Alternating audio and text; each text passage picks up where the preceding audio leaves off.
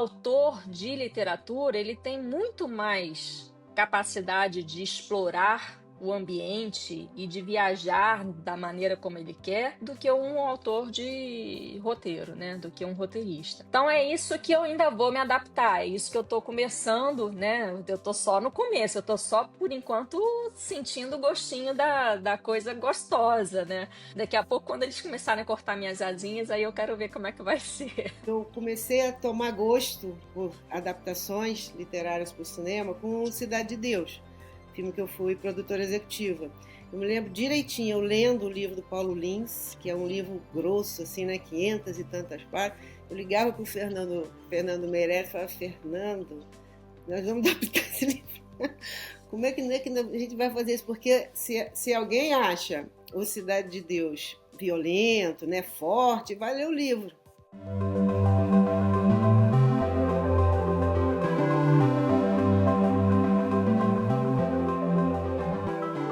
No podcast do Publish News desta semana, conversamos com Luciana Gignoni e Elisa Tolomelli sobre como é adaptar um livro para o audiovisual. Luciana, autora de A Evidência 7, compartilha a sua empolgação e a jornada de ver seu trabalho literário ser transformado em filme.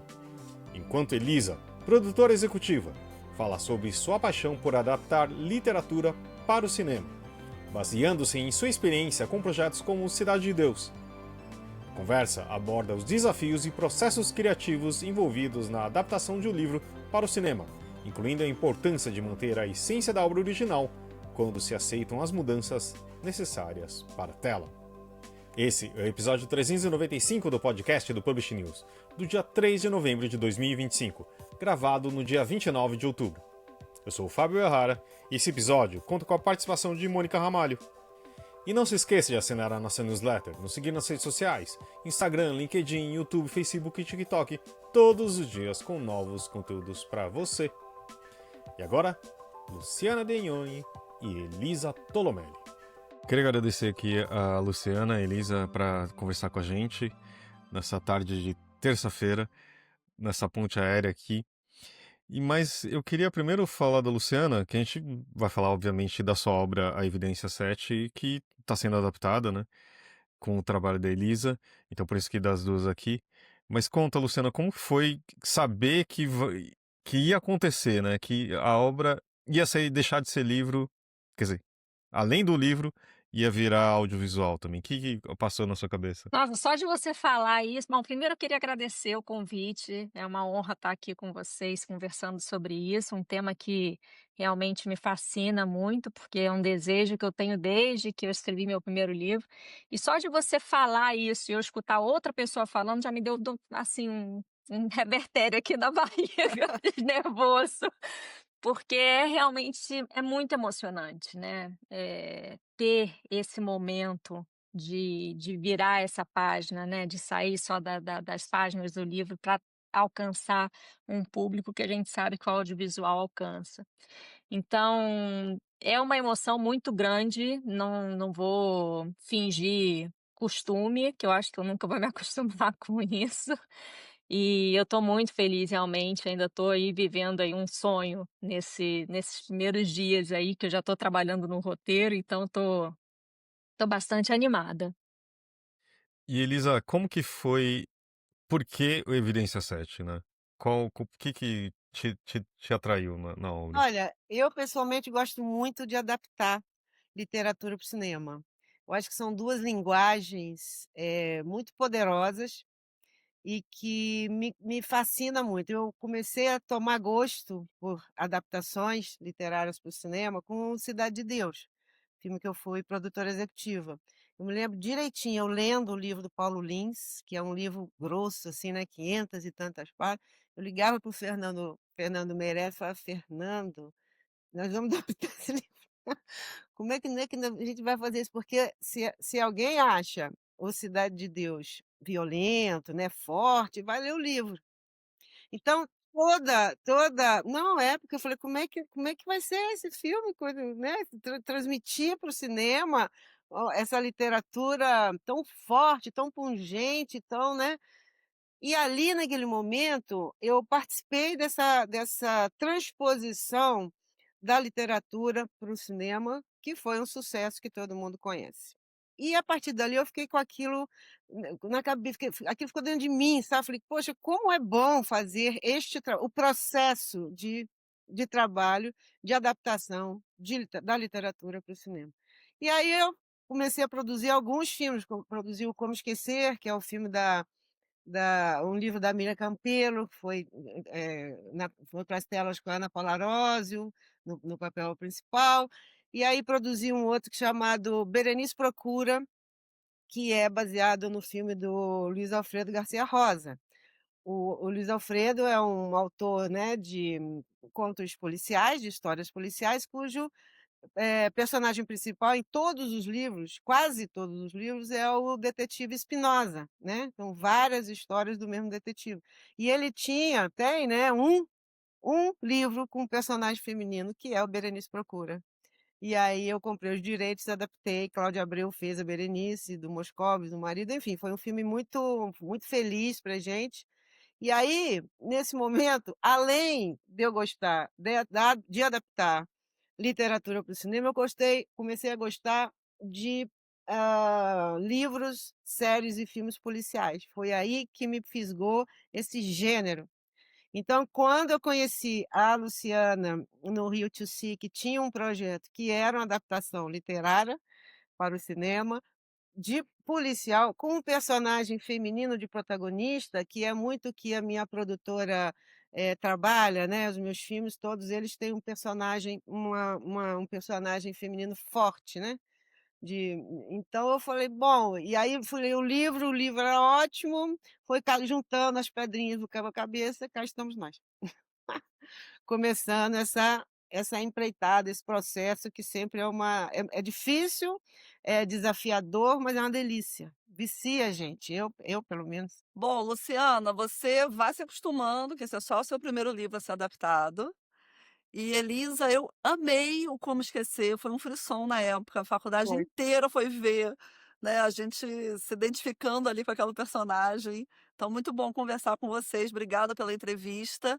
E eu queria saber, Lu, o que que muda no olhar do autor quando ele vê o texto assim, deixar de ser só lido e passa a ser visto, passa a ganhar movimentos. Você acha que algo dessa escrita se perde ou se ganha? Como é que é isso para você? Como é que você está vivendo essa novidade? Bom, eu primeiro que todos os livros que eu escrevi, né, o meu primeiro livro eu publiquei em 2014. E todos eles, eu sempre tive uma metodologia de escrita que era muito visual na minha cabeça, né, eu conseguia imaginar bem as cenas, eu costumo escrever escutando música, então as músicas sempre me inspiram muito em cenas, eu sou uma pessoa muito romântica, então assim, eu adoro, né, colocar romance nos livros também, e isso tudo essa arte musical junto com a literária, compõe aí um cenário que vira uma coisa visual na minha cabeça, né. Então para mim sempre foi muito fácil visualizar cenas, apesar de eu não conseguir colocar carinhas, né, pessoas assim, a fisionomia das pessoas, eu conseguia visualizar as cenas. Para fazer adaptação nesse processo eu confesso que essa é a primeira experiência que eu tenho de realmente adaptar o texto, né. E felizmente sou eu que estou fazendo, né, essa adaptação, porque eu acho que é um belo exercício de você até entender o que funcionou e o que não funcionou no livro, né. O que pode ser não é que sobra informação no livro, mas que não faz necessidade no audiovisual. Tem muita coisa, a gente estuda para isso, né. Eu fiz o curso de roteiro, então assim, não é que também eu não tenha experiência eu tenho experiência técnica, né, de ter estudado o roteiro, de ter lido muito a respeito, e sei como é que funciona a estrutura do roteiro, o que que precisa ter, o que que pode ser cortado. E isso é um exercício muito bacana, uma vez que a gente tem a obra pronta, né, e sabe o que que a gente quer no filme, o que que a gente quer moldar naquela estrutura do filme. Então, uma cena no livro não necessariamente ela faz sentido no filme. e vice-versa, né. Às vezes eu tenho que criar alguma coisa no filme para poder fazer mais sentido do que o que está no livro. Então isso é acho que é um baita de um exercício, é delicioso fazer, o fato de eu estar fazendo não descredibiliza a obra, né, eu acho que muito pelo contrário, eu acho que cria aí uma oportunidade diferente de contar a mesma história, porque a adaptação não deixa de ser, né, contar a mesma história de uma maneira diferente, de um outro olhar.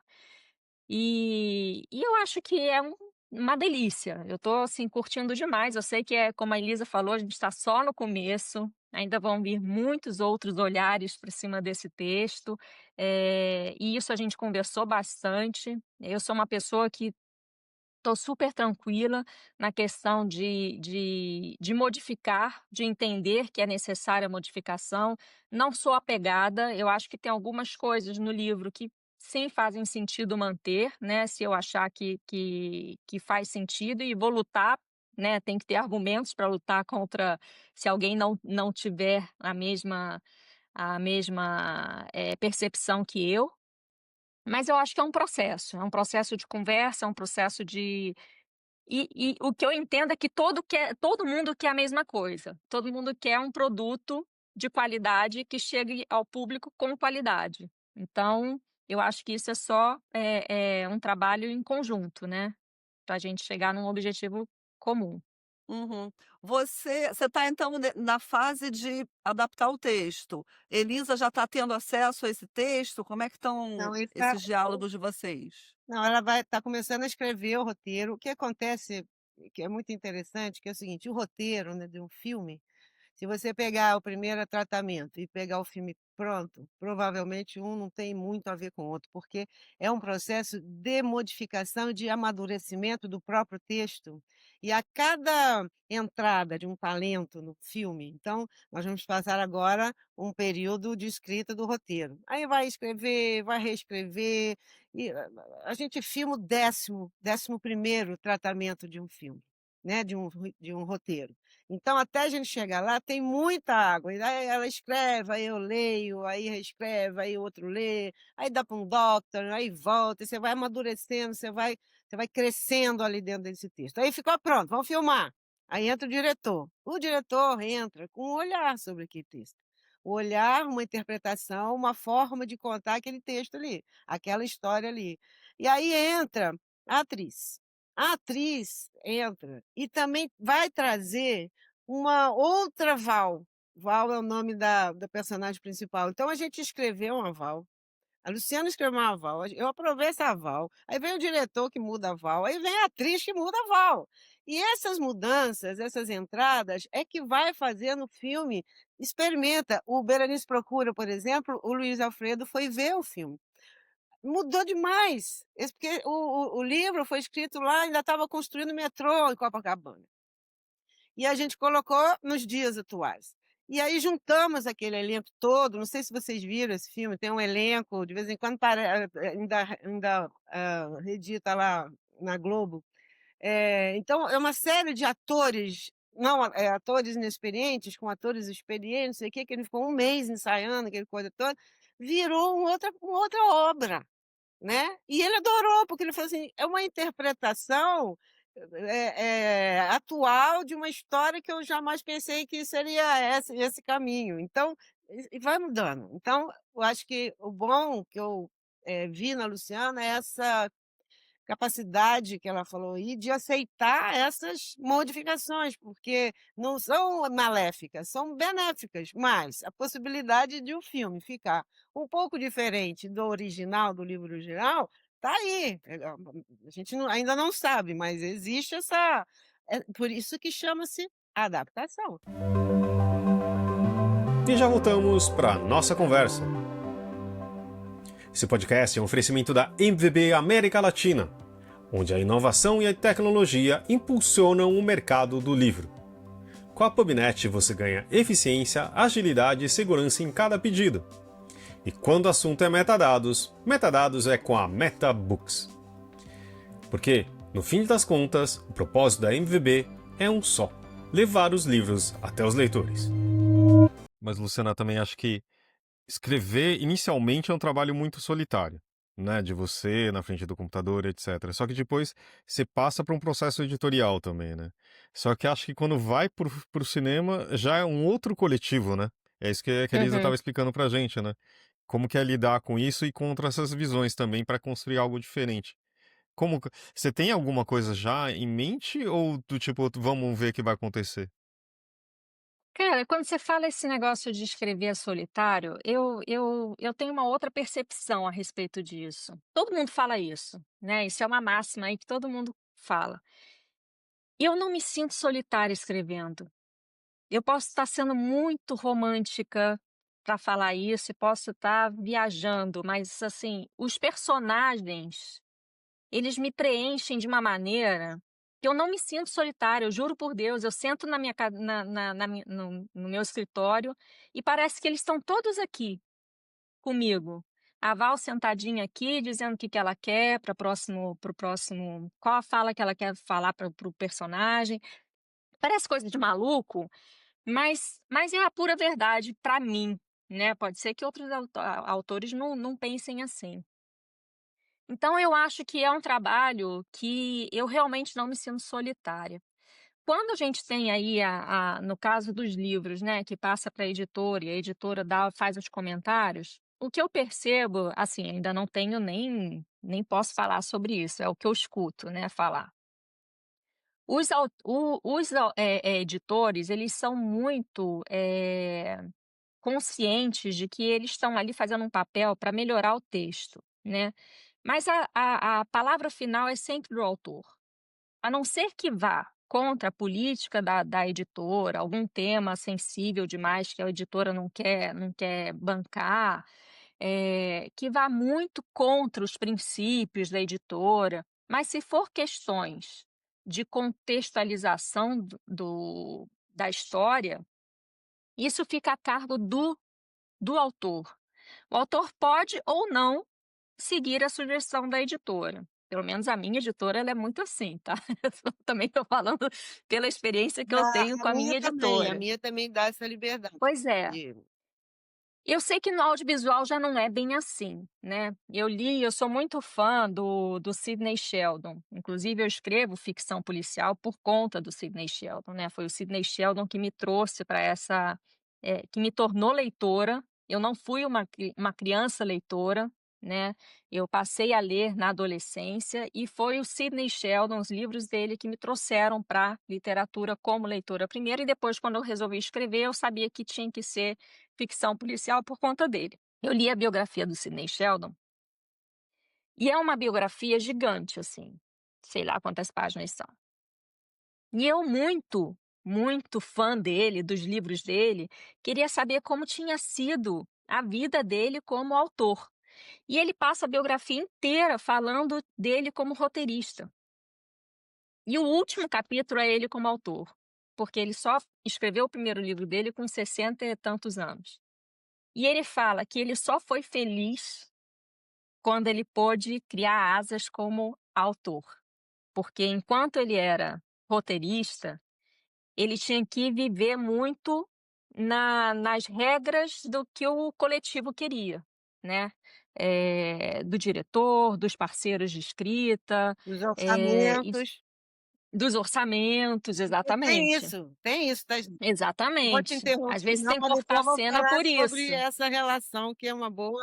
uma boa causa aqui, uma boa questão. Às vezes tem que cortar a cena por conta disso, né, até brinquei com a Elisa, porque disse que tem uma cena do livro que tem um helicóptero, eu falei assim: "Elisa, tem uma cena do livro que tem um Sim, helicóptero, já a gente tem que juntou 2 começar a personagens, pensar nisso". já juntamos 2 personagens em um só, ó, A gente já juntou 2 personagens num aí só. começa assim, né.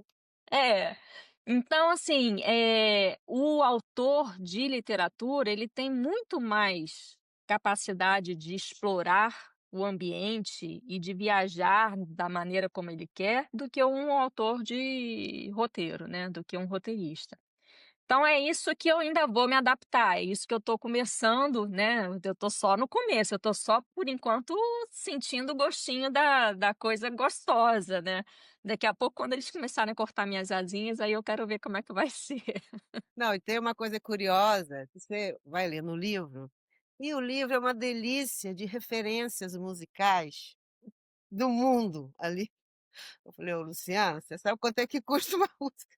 Direito autoral. Você sabe quanto é que custa uma musiquinha dessa aqui, meu amor? Vamos aqui ver esse negócio, vamos ver o que que nós vamos fazer".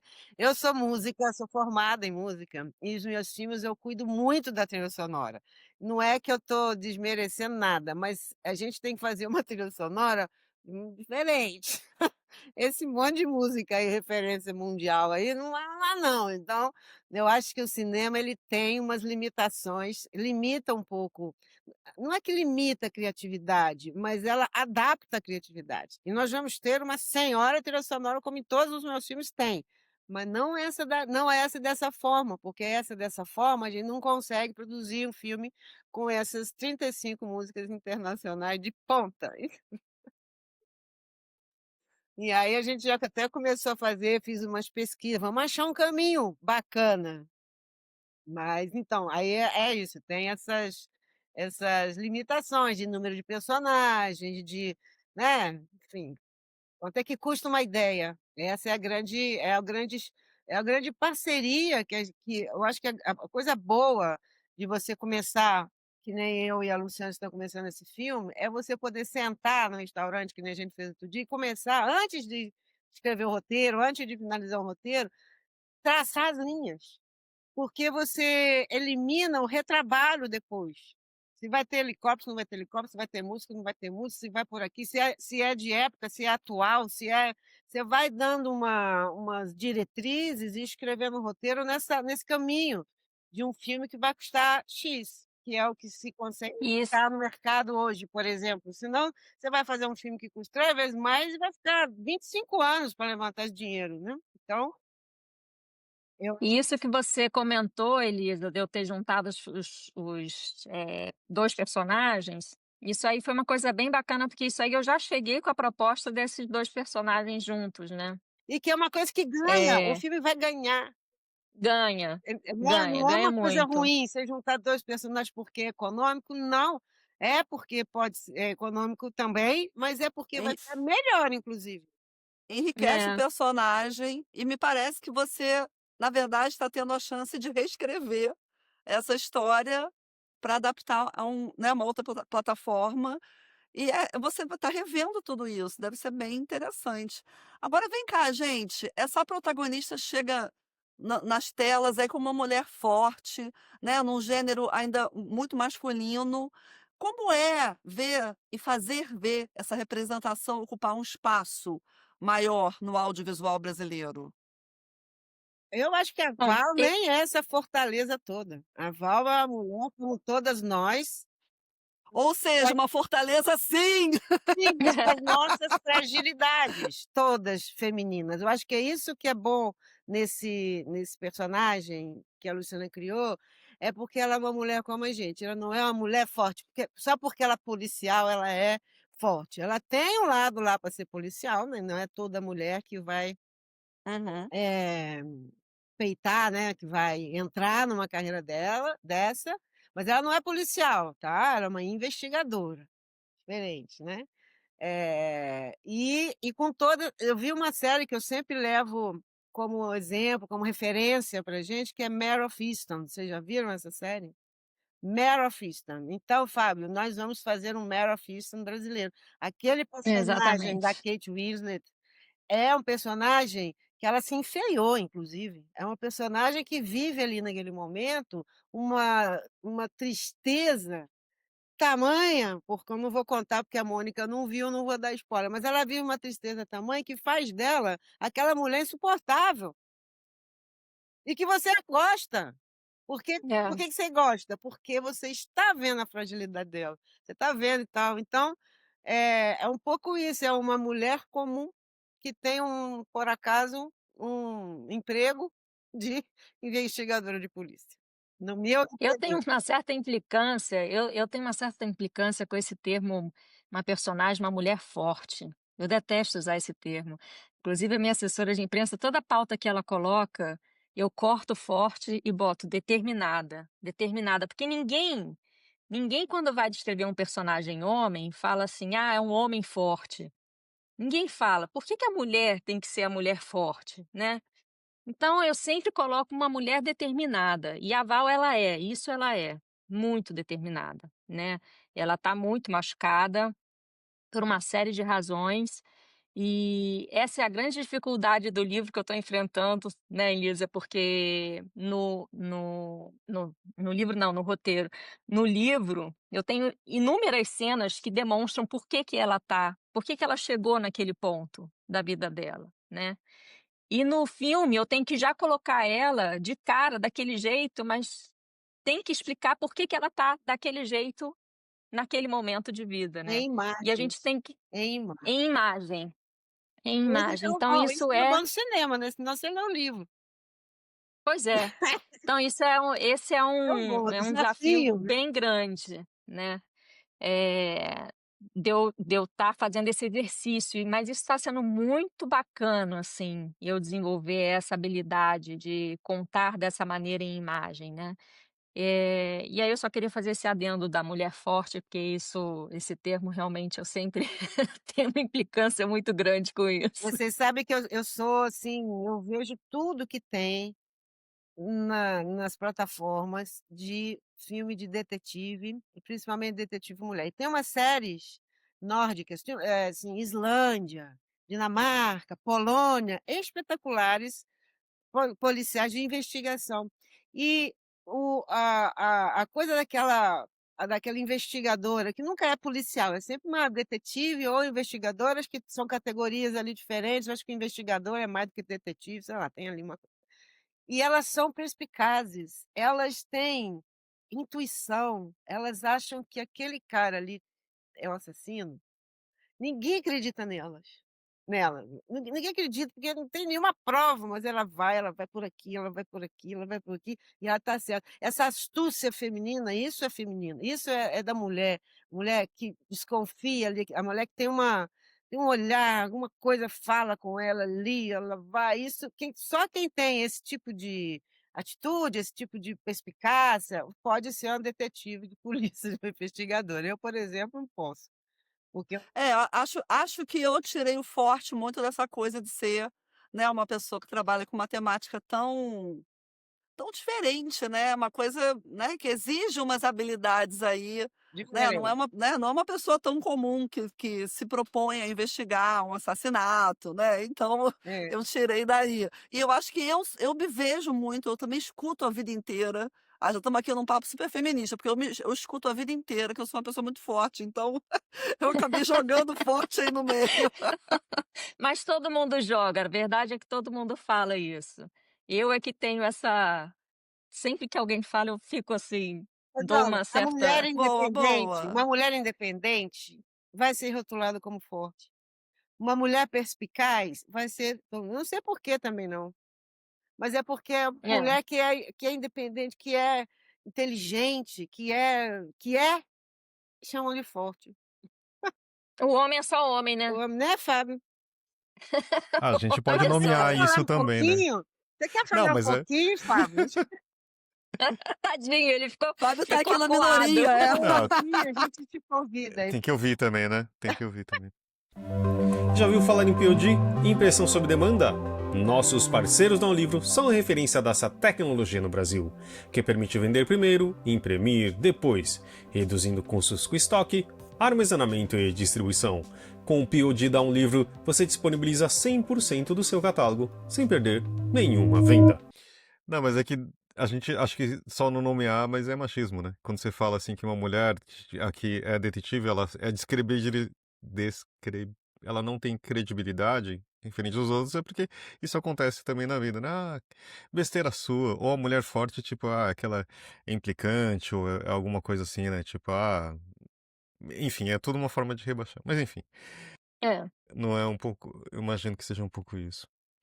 Só que agora eu queria falar um pouquinho mais sobre o momento que o audiovisual vive, né? Eu acho que você tem muitas adaptações que têm surgido, né? A Elisa participou de várias, ou a gente pode mencionar outras tantas. É, e eu fico até na dúvida se a gente chama isso de expansão, porque parece que existe muita contratação, só que, tipo, do livro começar até isso virar um produto e tá no streaming ou nas telas, quer dizer, nas telas grandes ou pequenas, isso tem um espaço muito grande, né? E isso de uma forma tem impactado a parte editorial, né, do que a gente cobre, mas eu queria saber, isso é um momento realmente de que a gente tem uma pujança mais de adaptação? Porque, como a Elisa falou também, tem muita adaptação em relação ao livro. Como que a gente pode ver isso? Talvez a Elisa começar para ver falar um pouquinho mais do seu lado aí do audiovisual. Olha, o mundo hoje é audiovisual. Vamos começar por aqui, né. Hoje todas as telas que temos, nós somos abduzidos por telas, né, estamos aqui em frente a uma, a gente sai daqui e vai ali para o celular, a gente sai do celular, vai para a televisão, vê a série Mare of Easttown, e sai dali e vai para o cinema, ver no cinema. É só uma questão de tamanho. Né, então, esse audiovisual, ele tá eu vi outro dia uma matéria falando sobre uma pesquisa que a MPA, que é a Motion Pictures Association, fez na Oxford, sobre o nosso mercado audiovisual. A pesquisa tinha que vir de lá para cá. E eu posso ler aqui para você um trechinho, para você ter uma ideia de como o nosso mercado audiovisual é importante no nosso PIB, por exemplo. Vou ler porque eu não decoro nada hoje em dia mais, pelo amor de Deus. Ó, o setor audiovisual impactou a economia nacional em 70 bilhões, que equivale a 0,6% do PIB. Gerou cerca de 609 mil empregos diretos, indiretos e induzidos.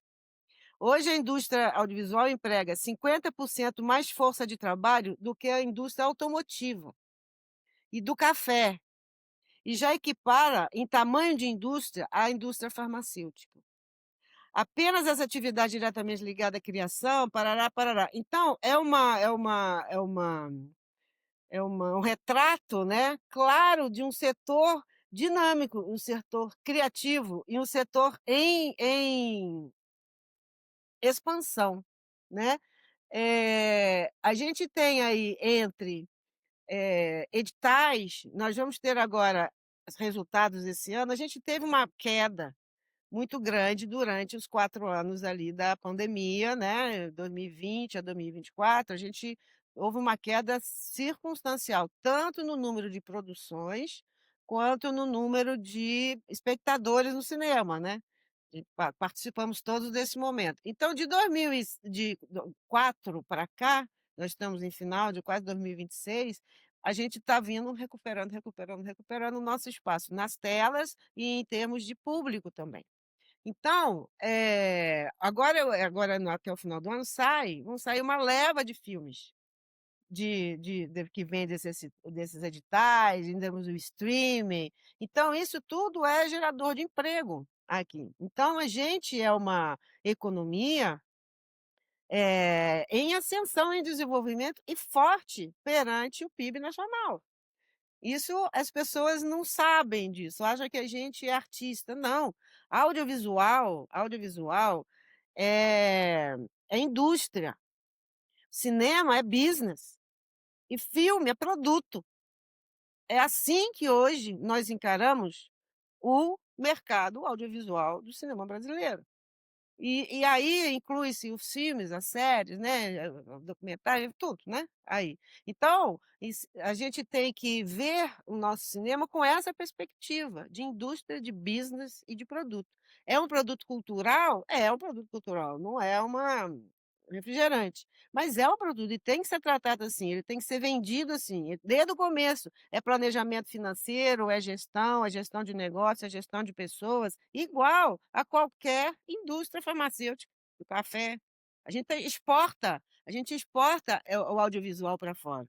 Ano passado a gente ganhou o Oscar, a gente ganhou Berlim, a gente ganhou Cannes, o Caramelo, que é esse filme último aí da Miriam, foi a 190 países, ficou 3 semanas no top 1. Nossos filmes, quando vendidos para os streams, vai para o mundo inteiro. Nós somos uma cultura brasileira, e a gente exporta ela, toda a nossa cultura, através do nosso cinema, coisa que o cinema americano faz isso desde 1901, né, vende o way of life deles, sempre vendeu através do cinema. Então o cinema é uma ferramenta, não é uma ferramenta, mas é um produto completamente vendável, lucrativo, até para o exterior. Então é assim que a gente tem que ver o nosso cinema. É assim que ele está e é assim que ele precisa se desenvolver. Não, eu só para complementar e tentar me explicar melhor também, na verdade a gente percebe isso, eu só tenho uma alguns momentos que, tipo, acompanhando também a indústria, de tipo, de existir também uma dificuldade, por exemplo, em termos de distribuição, em termos tipo, de financiamento, né. Claro que tem editais, mas assim, eh, a gente não os cinemas em si, as salas de cinema não tem tanto espaço para cinema nacional, por exemplo, né. Isso. O que quando eu falo, assim, que acho que a gente está num momento que é interessante ao mesmo tempo que você vê, por exemplo, muitas contratações do nosso lado, né, de livros sendo muito contratados para adaptação e nem sempre chegando, porque a gente sabe que também são ciclos longos, né, tipo de contratação, de captação, de, sabe, de produção do filme, né. É um pouco mais nesse sentido também.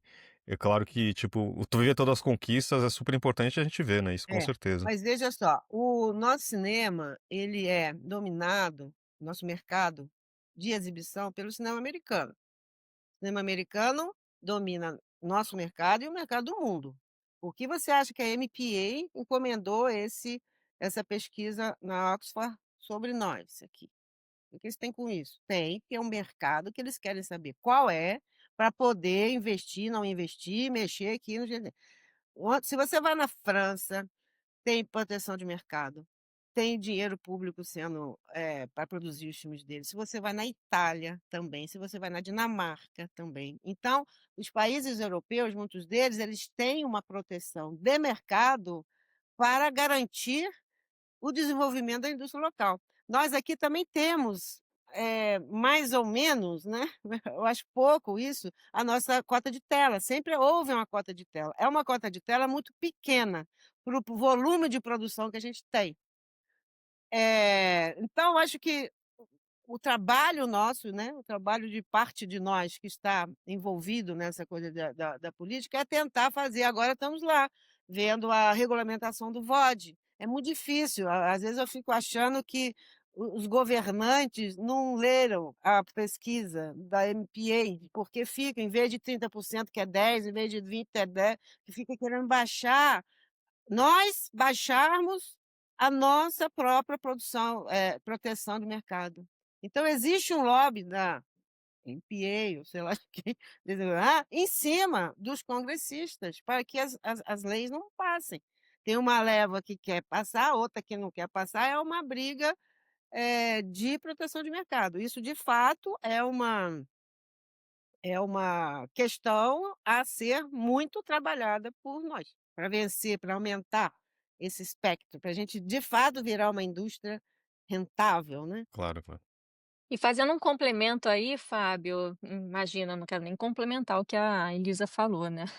Mas com relação a essa questão de livros que são vendidos para o audiovisual e que não saem, o que eu percebo de pessoas que eu conheço que já tiveram os livros, autores, né, que já tiveram as sessões de direitos cedidas, é que eles entram em contratos porque uma produtora acha o livro bom e quer garantir aquele livro, a produção daquele livro, mas não necessariamente tem um projeto para ele naquele momento. Às vezes tem uma lista de produções da produtora que precisam seguir uma ordem ou pelo momento, pela captação de verba, uma série de variáveis, e que acaba que o contrato da cessão de direitos chega ao fim e esse contrato, a cessão volta até para o autor, né, depois do fim do contrato.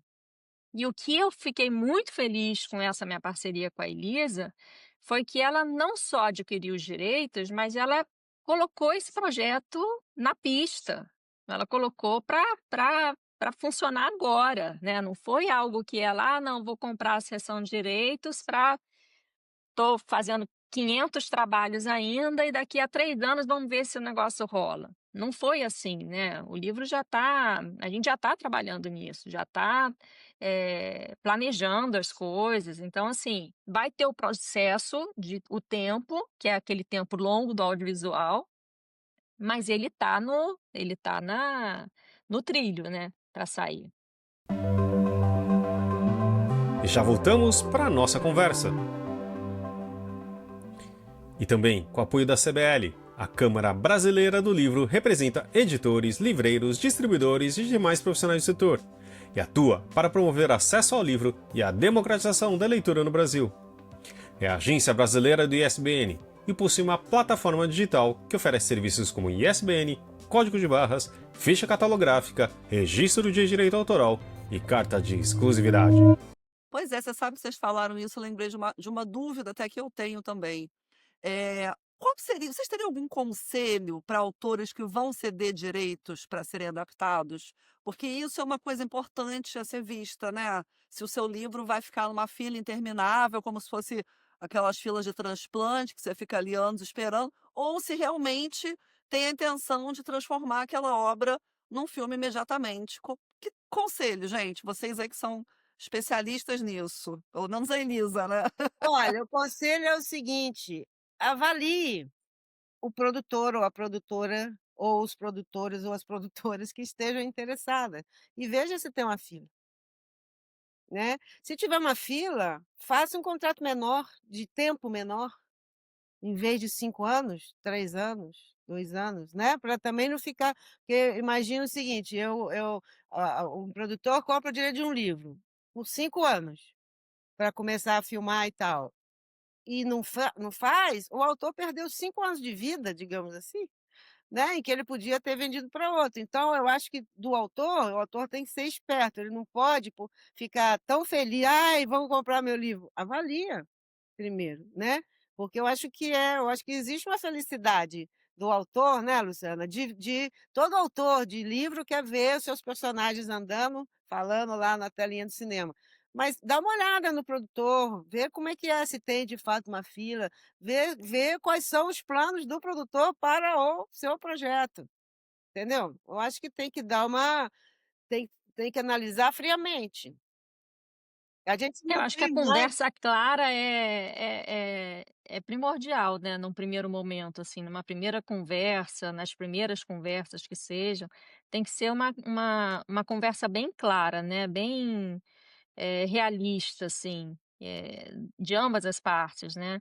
Então, é exatamente isso, a pessoa o autor ele está disposto a esperar 5 anos para, se for o caso, ou ele quer já uma produtora que seja talvez menor, mas que vá dar um gás Atenção, maior uma no atenção projeto, ao projeto, né. Não, uma atenção ao projeto, né. é. Então esse foi o grande diferencial, assim, eu acho que a EH Filmes, eu acho que apareceu foi um encontro de universo, eu acho, porque eu fui para o Rio 2 com esse projeto, para apresentar para 9 produtoras, e o primeiro encontro que eu tive foi com a Elisa, de assim, foi o primeiro encontro, foi contigo.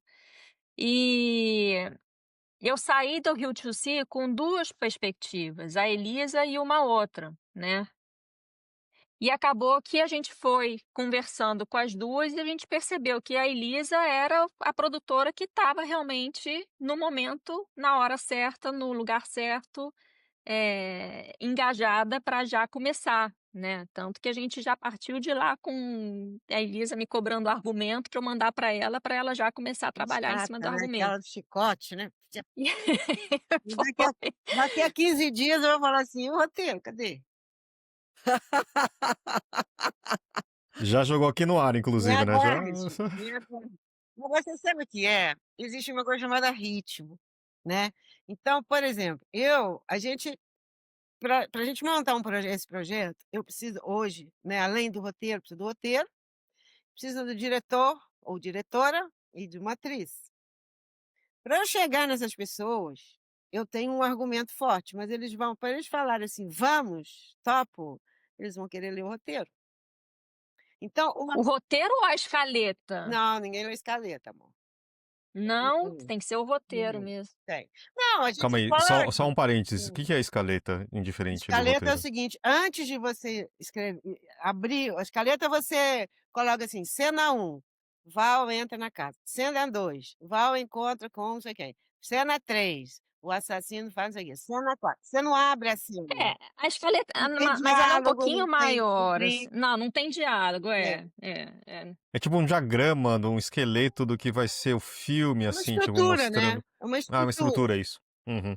Inclusive os roteiristas colocam, assim, na parede, um monte de post-it com essas cenas e às vezes vai trocando, assim, para ver como é que funciona, se ainda mais a dela que tem passado e tem presente, Tem. né, vai para lá e vem para cá, então, com certeza vai ter que fazer um negócio desse pra gente chegar assim aí você é muito legal que você chega assim, você vê o filme ali, na parede, só de post-it, assim, e aí você troca.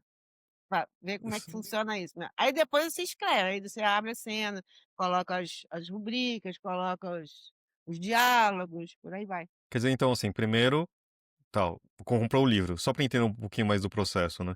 Ok, você pede então um argumento inicial, é isso, tipo, do que Isso, vai ser o filme. isso. Faz escaleta e depois trabalha Com no roteiro, é isso? No argumento, só primeiro. para te interromper, com argumento eu já consegui, por exemplo, colocar o filme num edital, um edital de desenvolvimento.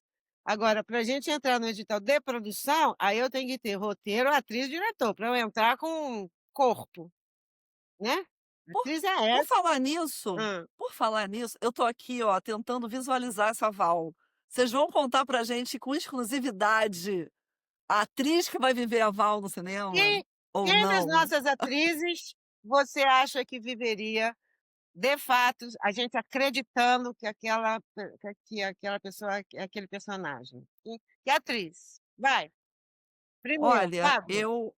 eu tô muito influenciada ainda pela Odete Roitman.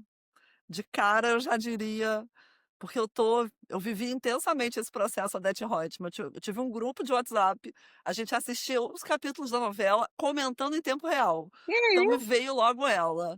Vai, Fábio, Débora dá Bloch? sua aposta aí. Débora Nossa, Bloch, Débora Bloch. Débora Bloch, Hã, sim. Fábio. putz, é difícil, eu não. É que eu fiquei com a cabeça agora com a Mary Eastman, sabe? Tipo, com a Kate Winslet na cabeça, mas eu não sei. A Kate Winslet eu ia adorar.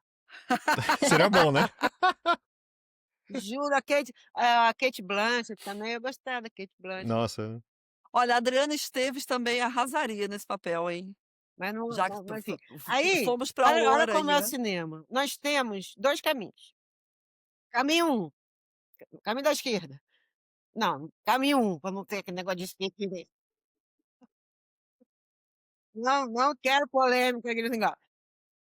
Caminho um, a gente pegar uma atriz conhecida, né, que as pessoas acreditem que ela é uma investigadora. Esse é uma questão nossa aqui, porque a gente vê tanta novela, essas atrizes ficam tão disponíveis o tempo inteiro no Instagram, no comercial TV, na novela, na série, que às vezes você não acredita, né. Ou a gente, descobrir um novo talento.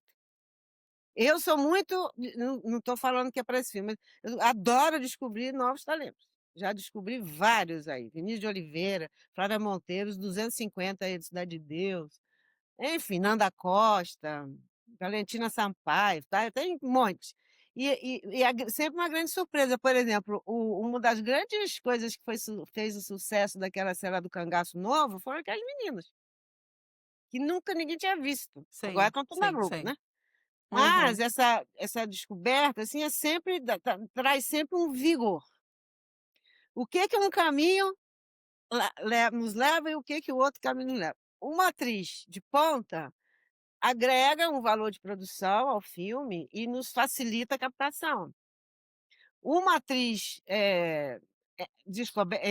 que a gente vai descobrir, não me dá essa possibilidade, mas me dá uma veracidade, eh um frescor, uma veracidade para o filme. Aí eu não sei ainda como é que vai acontecer. Não sabe ainda. Ó, outra que eu pensei, não sei se vocês viram Manas, da Mariana Eu Brennan. ainda não vi.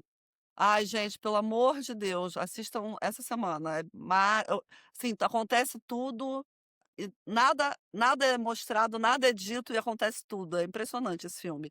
A Dira Paz faz uma policial maravilhosa. A Dira Pensei na Dira Paz.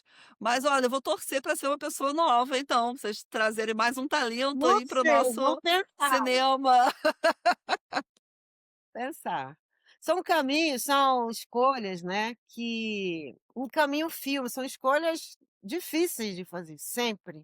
A escolha de um elenco, né, porque é o elenco que vai personificar esses personagens e vai trazer a empatia ou não para os personagens, né. E então é difícil, não é fácil não, acertar Ô nisso. Fábio, complementando um pouco o que a gente tinha você tinha perguntado sobre conselho, né, não sei se foi você ou se foi a Pra Mônica que Mônica. perguntou, mas foi a Mônica, né. Mas uma das coisas que eu deixaria de conselho também na hora da pessoa conversar com uma produtora, é até que ponto que a pessoa vai estar envolvida no processo, né. Porque tem autores, que simplesmente vendem um direito e só querem ver lá o resultado na tela do filme, na tela do cinema. Eu não sou assim, eu não sou assim. Então, assim, eu sempre quis estar envolvida. Eu tanto quis estar envolvida, que eu fui fazer o curso de roteiro para poder entender, para poder vender o roteiro, para poder vender esse serviço de roteirizar os meus próprios livros, né. Eh, e além disso, mas mesmo assim, algumas produtoras, a Elisa pode me corrigir se eu estiver errada, mas até onde eu sei, algumas produtoras, o roteirista ele não tem acesso a essa questão de escolher quem vai ser ator, quem vai ser diretor, ele vende o roteiro e ponto final, Mas né. aí Tem roteiristas é uma outra estrutura, sabe, gente, tem são 2 roteiristas que não vão caminhos, nem para o são set, sempre né, caminhos, né, que não vai tem roteirista que não vai nem para o são set de roteiristas filmagem. contratados. É, Então ele e eu não quero contrata, isso, escreve entendeu. ali o roteiro, a gente vai filmar e nunca Aham. mais eles pegam o assunto. Esses são os roteiristas contratados. No caso da Luciana, existe uma é uma autoralidade dentro dessa proposta dela e que eu comungo. Eu acho que talvez o que a gente tenha falando agora, não tinha pensado nisso, mas tenha feito a gente se aproximar tanto, Lu, foi que você tem a sua autoralidade, você quer essa autoralidade no filme e eu respeito ela. Eu gosto desse eu gosto de trazer o roteirista junto, porque é isso, nós vamos dar esse negócio até a última gota, nós vamos dar. Então, então que seja você ou entre você e outra pessoa, já que tem a autoralidade, né, e isso traz para o projeto uma verdade. A autoralidade traz um valor de produção para o projeto, não é uma coisa fria, é uma coisa que dentro do processo ele esquenta as relações, sabe. Vamos trazer uma diretora também, que eu acho que eu já sei, eu acho quem é, mas não vou falar aqui também não, mas que também tenha essa forma de trabalhar, agregadora. Seremos 3 cabeças ali pensando artisticamente um filme, né, eu acho que vai dar certo. Eu gosto muito desse Eu estou bem processo. animada. Essa fase, assim, de montagem, apesar de difícil em termos de decisões, é um tesão, assim. E agora, o nosso momento MVB América Latina com o Ricardo Costa. E aí, Ricardo? Fala, Fábio. Fala aí, pessoal. Tudo bem? Hoje a gente vai falar de um dos livros mais. Não, não um dos. O livro mais vendido do país. Não é isso, É Ricardo? isso aí. É isso aí. Talvez do mundo ocidental seja o livro mais vendido, inclusive, né? E a Metabooks É, tá tentando. Deu um jeito pra vender ainda mais. organizar melhor ainda essas coisas. Bom, acho que a maioria sabe da nossa obsessão por padronização, né? E a MVB, junto com a Bookwire, temos uma cadeira representando a América Latina na associação que chama Editer, que é uma associação que reúne 27 países hoje em dia, que discute, que trabalha e que cuida, vamos dizer assim, das padronizações do mercado livre. Então, cuida do Onyx, cuida do Tima, né? Também trabalha com o ISNE, que é um outro padrão que a gente já falou aqui em outras oportunidades, podemos voltar nele no outro dia, né. Cuidar desses padrões é isso que você falou, é fundamental para organizar e aumentar as vendas, né. Fazer com que as informações de cada livro cheguem a qualquer parte de maneira correta, fazer com que os motores de busca e a inteligência artificial consiga entender a informação e trazer o resultado correto, né. Porque se você não usa um padrão, vamos, pensar dessa maneira, os motores de busca, a inteligência artificial, são máquinas, né. Então, elas usam, entre aspas, "matemática" ou algoritmos, né, para fazer esse processamento e você entra com um pedido, ele vai processar, fazer essa equação toda e te trazer resultados. Se você não tem um padrão, se a tua informação está de uma maneira diferente do que a maioria, ou se a tua informação está organizada do seu jeito, que é único, fica mais complicado para a máquina poder fazer essas comparações e trazer resultados eficientes, né.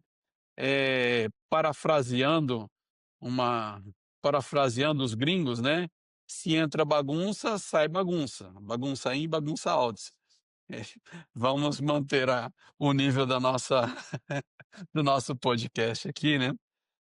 Bom, tudo isso para falar que a gente aprovou o complemento brasileiro à lista dos códigos do Onix de versões da Bíblia, né.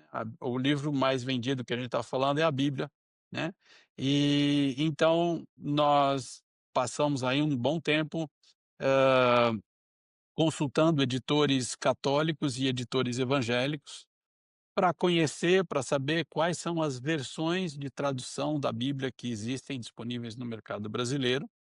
A partir disso, trabalhamos junto com a equipe da Editer para organizar essa nova lista que foi aprovada agora, em Frankfurt, na reunião dos comitês internacionais, tanto do Onyx quanto do TIMA, e deve em breve ser atualizado, entrar, porque já existe uma lista de códigos de Bíblias, mas não existe uma lista de códigos de Bíblias brasileiras.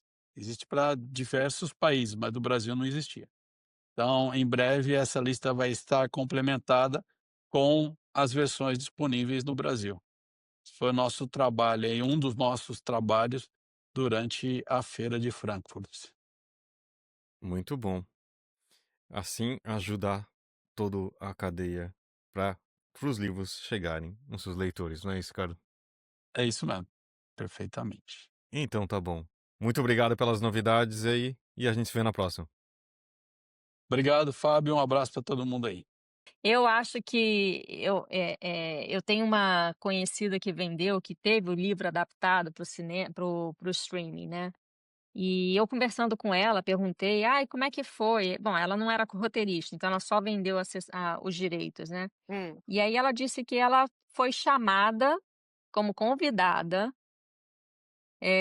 2 vezes para dar uma sugestão na época no roteiro, para dar só uma, né, uma sugestão de alguma coisa, e depois, nas gravações, ela foi convidada um único dia, que eu acho que já estava no final das gravações, que ela foi convidada um único dia. Aí eu olhei pra cara e ela, assim, super feliz, ela não estava reclamando não, tá, ela estava super, e eu olhando assim, dando apoio obviamente, mas pensando assim: "Gente do céu, não é isso que eu quero, não é isso que eu sonho, Largou na mão, né, confiando total no outro, né. não é isso que eu sonho Mas nem gente, todo vai Olha autor ser". de aí, tá livro quer tá tudo escrever andando como você roteiro. sonhou. Desculpa, Elisa, Não, vai, não, eu tô falando volta. só completando, nem todo autor de livro quer ser roteirista, porque Eu também sei. são 2 formas de escrever, né, 2 formatos de contar a história muito diferentes. Você tem que gostar de escrever roteiro, que é para poder escrever roteiro. E muitos autores não Uhum. gostam, eles gostam da liberdade que o livro dá, e não das limitações que um roteiro, às vezes exige, né.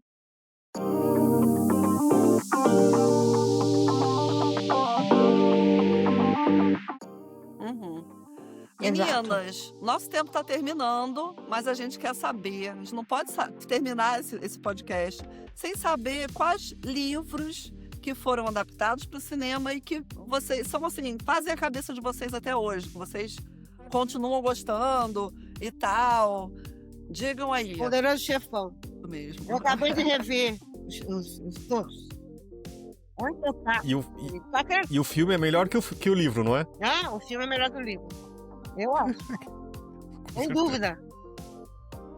Bom, puxando a sardinha pro policial, eu gosto muito da série do Millennium, né? A trilogia do Millennium. Mas a adaptação à sueca, não a adaptação americana. Eu gosto muito da adaptação, a primeira que foi a sueca. Eu acho que ficou uma adaptação muito bacana também. Que é mais próxima dos livros também, né? É bem mais próxima dos livros, Tem um livro um filme que eu fiz, que é muito fiel. Eu estava falando de como o Berenice, né, desenvolveu e encaminhou para outro lado, um que é fiel. Lavoura Arcaica. O Lavoura Arcaica, o Raduan Nassar amou o filme, em termos de fidelidade à obra dele. Imagina, um autor como o Raduan Nassar gostador, a gente nunca achava que ele ia gostar, porque, né, Raduan Nassar, vocês conhecem muito bem a personalidade, né? Esse filme, ele foi uma adaptação fiel. De um livro que é dificílimo, né? Assim, e o filme é dificílimo também. E fez um sucesso lindo, estrondoso. Né? Para um filme desse, né? Uhum. Um filme desse, de quase 3 horas de duração. Na época, ó, tem tempo isso, né? Tem tempo agora, Kai. Vai sair uma cópia 4K agora. O Fernando, encontrei com ele outro dia e ele me disse que já está quase pronto. Fez quase 150 mil espectadores. Naquela época, um filme difícil desse de quase 3 horas de duração. Então... Também foi um filme que arrastou o povo pro cinema. Eu também vi com a turma da faculdade. Cinema, né, Mônica? Já vi que... Eu vou menos do que eu gosto, mas é das minhas artes favoritas. Por acaso, desculpa aqui falar, mas eu não posso deixar de dizer. Vocês já foram ver uma batalha após a outra? Não. Ah, não, você falou então, pra eu ver. Vocês vão desligar esse podcast agora, vão trocar de roupa. Largar o dia de trabalho e correr pra ver o filme. Pipoca, porque o filme tem 2h30 que você não vê passar, tá? E vá ver. É um espetáculo, viu, gente? Aquilo é cinema. Atentem pra trilha sonora. Então vale todo o hype que tem sido feito, então, né? Tipo, que todo mundo tem falado super bem e é isso mesmo, então. A trilha sonora é do cara do Radiohead, sabe? Aquele Johnny... Tom York? Não sei o quê. Guitarrista, né? Guitarrista. Sim. Uhum. É espetacular. Mas esse é pra ver no cinema. Não deixa sair de cartaz, porque os planos, a fotografia, os enquadramentos, é para ver no cinema, não é para ver no celular. Lá, não vou falar mais nada, não. Depois vocês me falam. Luciana, eu já te dei esse dever de casa, hein, Luciana? Já. Mas é que eu tô fazendo um outro que é bem mais... Mas você precisa mais extenso. Vai. Entre 3 Vai ajudar no trabalho, né? Não, eu vou assistir, vou ver se eu vou amanhã. Você pode ver um filme, eu deixo. Tá bom. Combinado. Então tá, gente. Obrigada, viu? Adorei a conversa. Obrigado. Fabinho, não tem aquele... Eu acho que a gente já fez as indicações aqui, já estão todas feitas, ótimo. né? Eu tenho uma outra indicação rapidinha. Eu tinha pego o livro... Vai, fala. Do Task, que é uma série agora que tá na HBO? Não. Tá na HBO. Tá na HBO, Task. Já vi também. Que é com o Mark Ruffalo. Lindo! Maravilhosa Super série. ator. É um Mare of Easttown, só que masculino, com personagem masculino. Mas o Mare of Easttown é melhor. Muito. Mas eu adoro esse... Não, Eu adoro esses personagens rabugentos. Aqueles personagens é muito boa essa série. Porque ele tem uma humanidade por trás. Mas ele é rápido. E o legal dessa série é que todo final, depois dos créditos, tem um take de como foi feito aquele episódio, né? E aí tem os atores falando. Que E legal. teve um deles em um dos episódios, que um dos atores falou uma frase que me pegou muito, porque é exatamente isso que a gente está trazendo para Evidência 7. E ele disse que o Teste é um filme de amizade que tem ação. E é exatamente isso, né? A Evidência 7, as personagens, a Val e a Ana, né? Que é a parceira dela, policial e amiga de infância, elas têm uma amizade muito forte, muito bonita são duas mulheres, coisas que normalmente a gente não vê, né, em livros e em cinema. A mulher sempre foi inimiga da outra, sempre uma tentando passar a perna na outra. E as duas têm uma amizade muito linda, muito verdadeira. E me chamou muita atenção essa descrição desse ator falando que o Teste é assim.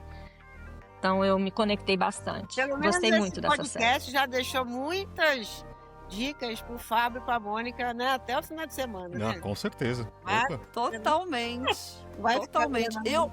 Eu quero indicar essa nova edição de 100 Anos de Solidão, que é um clássico do Gabriel Garcia Marques. A editora Record acabou de lançar, capa dura, me mandaram. E eu acabei de ver a série. Então, enfim, tem muitas virtudes, né? Mas o livro eu não me lembro mais, eu li muito jovem. Então eu tô começando a reler agora. Então quero indicar ele. É para indicar livro também?